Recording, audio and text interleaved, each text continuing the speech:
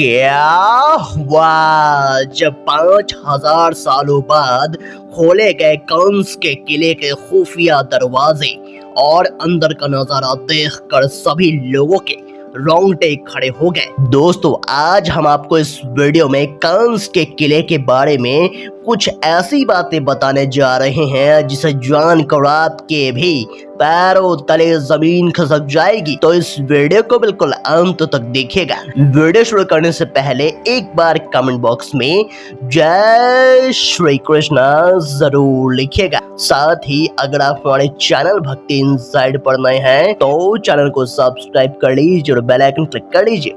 तो आइए अब इस वीडियो की शुरुआत कर लेते हैं। दोस्तों, इस घटना की शुरुआत होती है अमेरिका से, जहां थॉमस नाम के एक अंग्रेज ने देखा कि अमेरिका में कृष्ण भक्ति का चलन बहुत जोरों से चल रहा है। जिसे देखो वह कृष्ण भक्ति में झूम रहा है। वो ये जानना चाहता था कि आखिर भगवान श्री कृष्ण कौन है और उन्होंने इन सब पर ऐसा क्या जादू चलाया है कि ये दिन रात उन्हीं की भक्ति में लीन रहते हैं। तब थॉमस ने वहां स्थित एक भारतीय से सवाल किया कि आखिर भगवान श्री कृष्ण कौन है और उनका कंस के साथ क्या संबंध है। तब उस व्यक्ति ने सच बताते हुए कहा कि जब कंस विवाह के उपरांत अपनी बहन देवकी को रथ में बिठाकर विदा कर रहा था, उसी समय आकाशवाणी हुई कि देवकी का 7वां पुत्र ही उसकी मृत्यु का कारण बनेगा। इस आकाशवाणी के बाद कंस ने अपनी बहन देवकी व उसके पति को बंदी बना लिया और उसकी कोख से निकली 6 संतानों को मार गिराया, परंतु देवकी की 7वीं संतान का बाल भी बांका नहीं कर पाया। और आज की तारीख में हम सभी उन्हें भगवान श्री कृष्ण के नाम से जानते हैं। थॉमस ने जब ये कहानी सुनी तो उसके भी रोंगटे खड़े हो गए। वो इसके बारे में और भी विस्तार से जानना चाहता था। अब थॉमस भी कृष्ण भक्ति में लीन हो चुका था।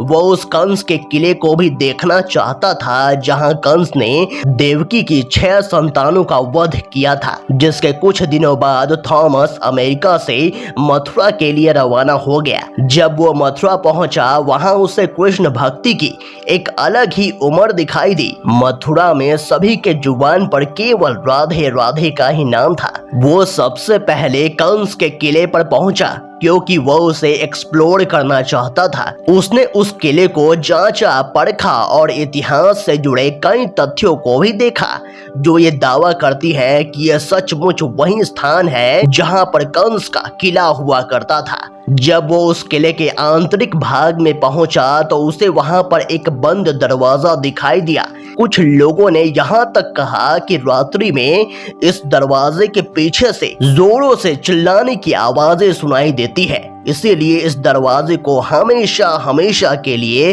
बंद कर दिया गया है। परंतु थॉमस उस दरवाजे के पीछे का रहस्य जानना चाहता था। दिन के समय तो वहां के लोग उसे ऐसा नहीं करने देते, इसीलिए रात्रि में थॉमस कंस के किले में चुपचाप घुस गया। उसने उस दरवाजे पर लगा ताला तोड़ दिया। जब वो उस कमरे के अंदर पहुंचा तो वहां का नजारा देखकर वह चौंक गया। वहां की दीवारों पर एक पेंटिंग बनी हुई थी जहां कंस की सभा लगी हुई थी। इतने में थॉमस को उस कमरे के अंदर से जोरों से चिल्लाने और रोने धोने की आवाजें सुनाई देने लगी। उसे नहीं समझ आ रहा था कि ये आवाजें कहां से आ रही है, लेकिन उसने उस दरवाजे को तोड़कर बहुत बड़ी गलती कर दी थी। जैसे तैसे जान बचाकर थॉमस उस दरवाजे को फिर से बंद कर किले से बाहर भाग आया।